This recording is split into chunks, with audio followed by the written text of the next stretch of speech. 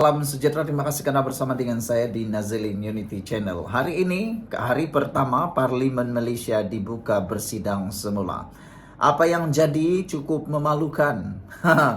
Anwar Ibrahim cabar pembangkang. Kalau berani, kalau betul cukup undi, cukup jumlah, pergilah buat usul undi tidak percaya, kata Anwar Ibrahim. Dan kalau terbukti dia kalah, dia akan letak jawatan secara tertib dan baik. Tapi nampaknya apa yang terjadi? Pembangkang hanya cakap kosong. Tiada pun mereka berani menyatakan undian ataupun usul undi tidak percaya kepada parlimen. Sehingga apa yang berlaku kita tunggu-tunggu. Benarkah PAS, benarkah Perikatan Nasional betul-betul memiliki kerusi yang cukup untuk menjatuhkan Anwar Ibrahim? Dalam satu kenyataan oleh Tun Faisal, beliau menyatakan bahwa buat undi tak percaya secara sulit, esok dapat Perdana Menteri baharu. Begitu sombong dan yakinnya Tun Faisal menyatakan perkara ini. Tapi netizen lain pula cakap mereka. Mereka kata, Tun Faisal sedarkah apa yang dia cakap nih? Kalau dia sedar, dia patut takut. Silap-silap hari bulan, kalau buat undi tak percaya secara sulit, bukan Perdana Menteri baharu yang diterima, tetapi pembangkang secara diam-diam kehilangan 20 kerusi. Saya menjangkakan kalau betullah buat undi tak percaya secara sulit, bukan kerajaan yang akan hilang kerusi. Tidaklah sama sekali. Tetapi silap-silap hari bulan, pembangkanglah yang akan kehilangan kerusi. Saya nak tanya sejauh mana keyakinan Tun Faisal terhadap apa yang dia cakap ini. Kalau apa yang saya faham, yang dia kata ini bermaksud mereka sedang merancang untuk membeli atau mendapatkan sokongan daripada kerajaan.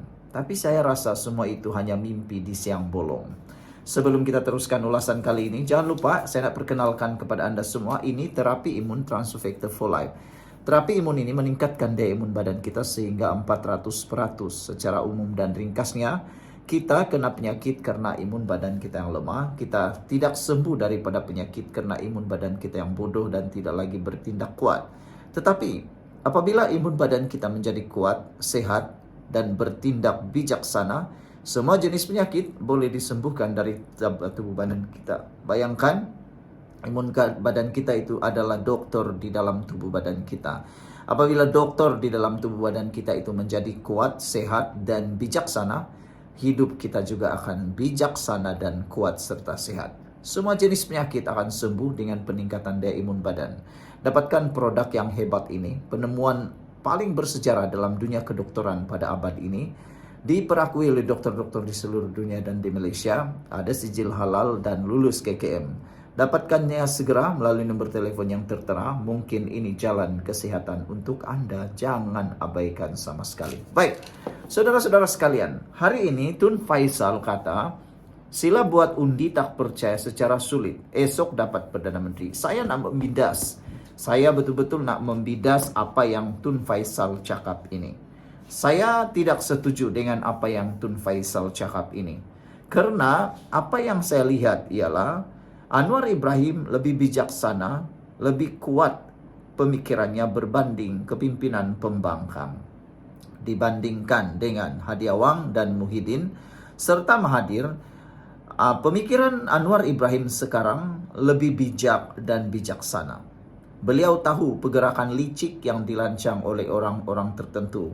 Belum sempat mereka melaksanakan langkah Sheraton kah, langkah Shaiton kah, langkah London kah, langkah Dubai kah, langkah Kuala Lumpur kah, entah apalagi langkah yang mereka cuba buat, langkah parlimen kah, undi tidak percaya kah, semuanya tidak berjaya. Bahkan kita ketahui dalam diam-diam Anwar Ibrahim mempunyai undian 2/3 di parlimen. Jadi saya nak tanya kepada Tun Faisal lah, sejauh mana dia yakin bahwa kalau undi tak percaya dibuat secara senyap, Anwar Ibrahim boleh tumbang. Saya betul-betul tidak yakin. Yang saya yakin, Perikatan Nasional mungkin akan kehilangan kerusi parlimen atau kehilangan undian jika undian secara senyap dibuat.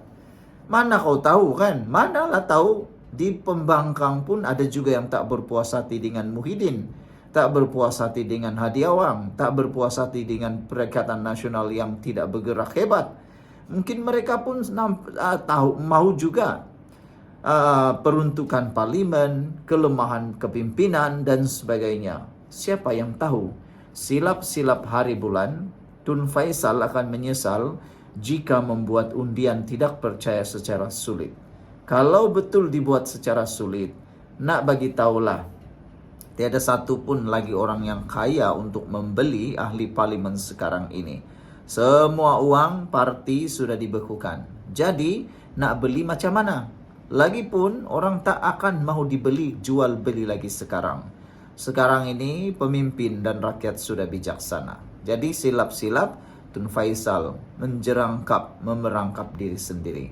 Sekian dulu untuk kali ini. Jangan lupa tinggalkan komen Anda, tekan butang subscribe. Jumpa lagi. Bye-bye. Salam sejahtera, terima kasih karena bersama dengan saya di Nazilin Unity Channel. Adakah dengan pendedahan kali ini membuatkan himpunan Turun Anwar dibatalkan?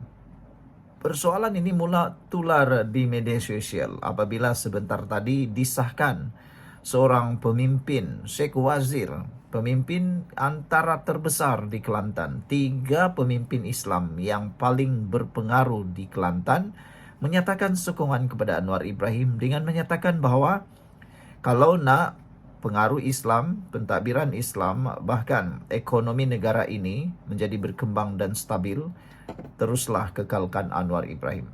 Ada yang mengatakan dengan kenyataan beliau itu, kini terdapat 2 puak di dalam Turun Anwar itu. Ada satu puak daripada PAS tidak menyokong lagi himpunan Turun Anwar. Satu puak lagi masih lagi berapi-api mau menjalankannya. Jadi mula timbul sekarang, adakah dengan ini maka himpunan Turun Anwar dibatalkan? Nah, menjadi tanda tanya sekarang sejauh mana itu berlaku. Tapi pendedahan kedua kali ini juga lebih menarik. Apabila seorang pemimpin, bekas pemimpin besar dalam PAS membuat pengakuan besar apabila dia kata PAS taksub guling Anwar sehingga gagal menangani isu di Kelantan. Naib Presiden Parti Amanah Negara Amanah Mahfuz Omar menuduh PAS lebih mengutamakan usaha untuk menumbangkan Perdana Menteri Anwar Ibrahim berbanding menyelesaikan isu-isu mendesak di Kelantan seperti penyalahgunaan dadah, penyeludupan dan peningkatan masalah sosial. Sebelum kita teruskan ulasan ini, apakah Anda juga setuju dengan apa yang dinyatakan oleh Naib Presiden Parti Amanah Negara ini, yaitu PAS terlalu taksub mau tumbangkan Anwar Ibrahim sehingga mereka lupa untuk menyelesaikan isu-isu yang lebih mendesak di Kelantan, termasuklah isu pembangunan. Saudara, saya nak perkenalkan terlebih dahulu dengan Anda semua, ini terapi imun Transfer Factor for Life. Terapi imun yang meningkatkan daya imun badan kita sehingga 400%. Secara umum dan ringkasnya, kita tidak sembuh dari sebarang penyakit karena imun badan kita yang mungkin lemah.